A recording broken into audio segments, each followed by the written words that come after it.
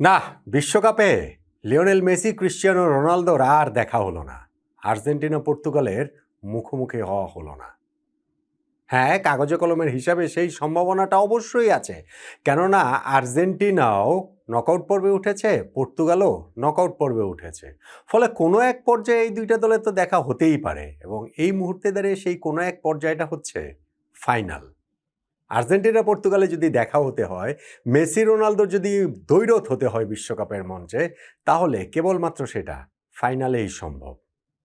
তবে পর্তুগাল যেই ফুটবলটা বিশ্বকাপে খেলছে, প্রথম ম্যাচে কঙ্গোর সঙ্গে সেই ড্র করা ম্যাচের পর উজবেকিস্তানের বিপক্ষে তাদের যে কামব্যাকটা হয়েছিল বলে আমরা ভেবেছিলাম, কলম্বিয়ার বিপক্ষে আজকের ম্যাচে বোঝা গেছে যে পর্তুগাল দলটা মোটেই ভালো শেপে নাই।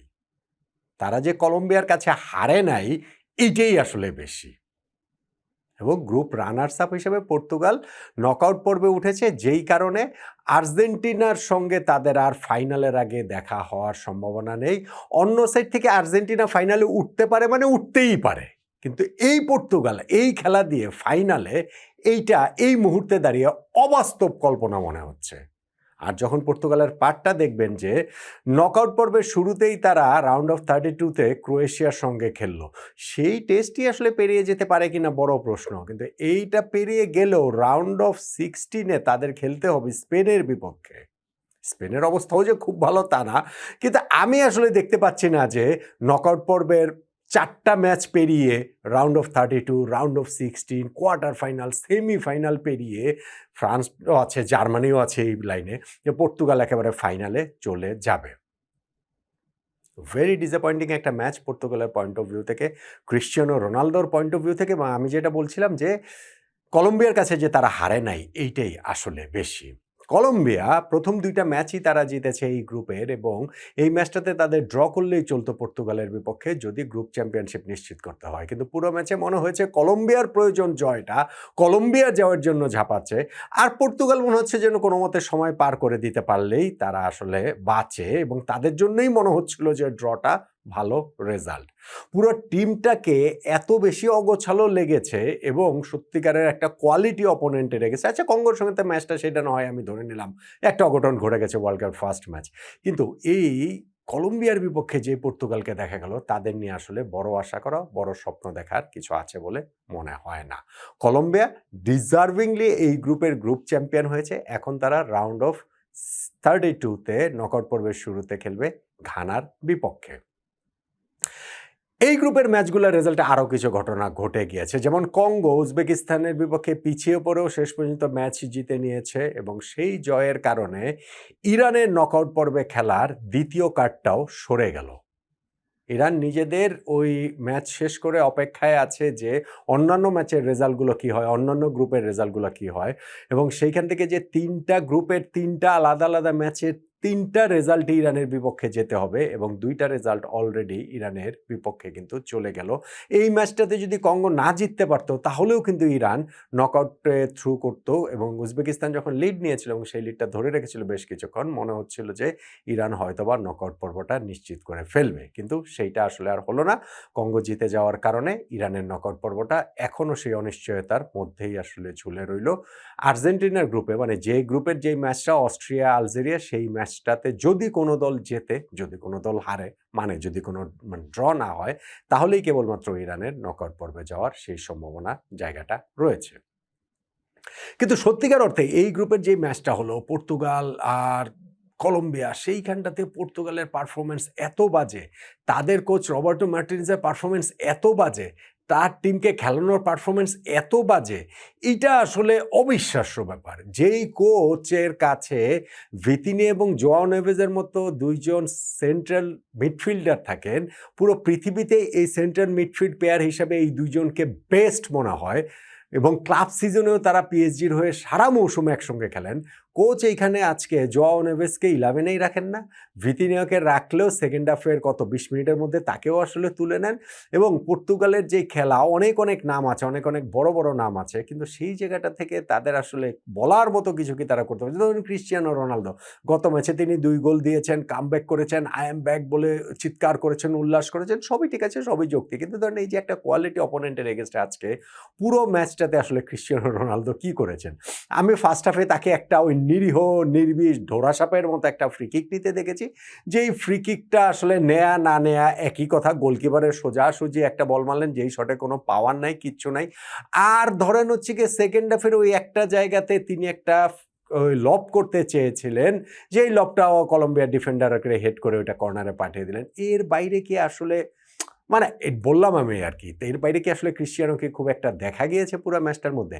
এবং পুরো ম্যাচটাতে আমি সামহাউ অর আদার, আমি ঠিক জানি না, ব্রুনো ফার্নান্ডেজকে আমার মনে হচ্ছে যে খেলার ব্যাপারে তিনি খুব ইন্টারেস্টেড না। আমি জানি না ম্যানচেস্টার ইউনাইটেডও এরকম একটা দুর্দান্ত সিজন যার কেটেছে এবং যিনি এই মুহূর্তে পৃথিবীর সেরা নাম্বার 10 দের একজন, তিনি ওরকম আসলে ইন্টারেস্টেড না তার খেলা, তার বডি ল্যাঙ্গুয়েজ ওইটা আসলে মনে হয় কেন?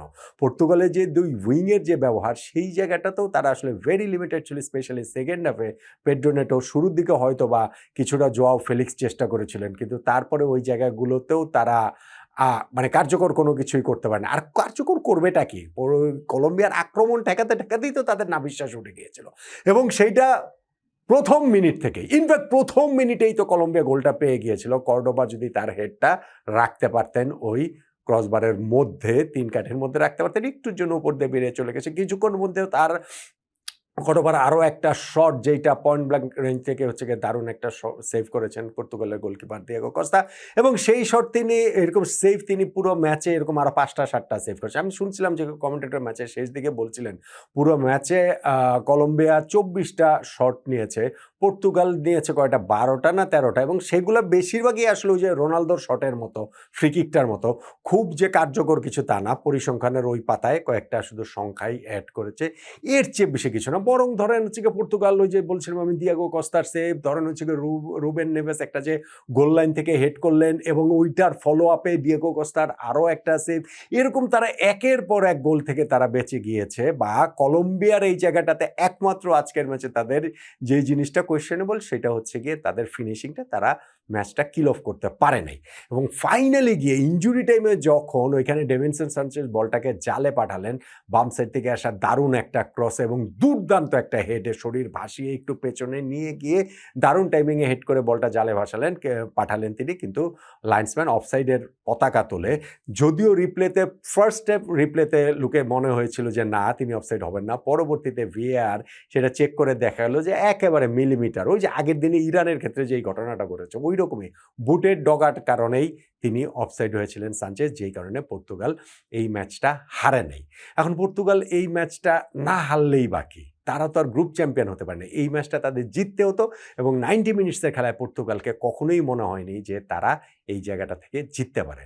হ্যাঁ, গ্রুপ চ্যাম্পিয়ন যদি তারা হতো সেই ক্ষেত্রে মেসি রোনালদোর দ্বৈরথটা হলেও হতে পারতো, কেননা কোয়ার্টার ফাইনালে এই আর্জেন্টিনা ভার্সেস পর্তুগালের মুখোমুখি হবার সেই শিডিউল অনুযায়ী সেই সূচিটা ছিল। এখন পর্তুগালের যে অবস্থা তাতে তারা কোয়ার্টার ফাইনাল পর্যন্ত হয়তো বা গেলেও যেতে পারতো, কিন্তু এখন মেসি রোনালদোর দ্বৈরথ হতে হলে সেটা হতে হবে একেবারে ফাইনালে এবং সেই ফাইনালে এই পর্তুগাল, এই রোনালদোর পর্তুগাল যাবে এমন, মানে মেসির আর্জেন্টিনা চলে গেছে আমি সেটা বলছি না, কিন্তু তাদের যাওয়ার এভরি পসিবিলিটিস রয়েছে, কিন্তু এই রোনালদোর এই পর্তুগালের ফাইনালে যাওয়ার, স্পেশালি যখন আপনি মাথায় রাখবেন যে রাউন্ড অফ 16-এই তাদের স্পেনের মুখোমুখি হতে হবে, কিংবা ধরেন এই পার্টটাতে জার্মানিও রয়েছে, এই পার্টটাতে ফ্রান্স রয়েছে, এইসব দলদের টপকে এই পর্তুগাল যারা 3টা ম্যাচের মধ্যে 2টা জঘন্য ম্যাচ খেলেছে এবং কলম্বিয়ার সাথে এই ম্যাচে তারা আক্ষরিক অর্থেই একটা ছোট দলের মতো খেলেছে, ছোট দলের মেন্টালিটিতে খেলেছে, যে তাদের মনে হচ্ছিল যে না হারলেই চলে, ওয়ারেস তাদের আসলে গ্রুপ চ্যাম্পিয়ন হতে হলে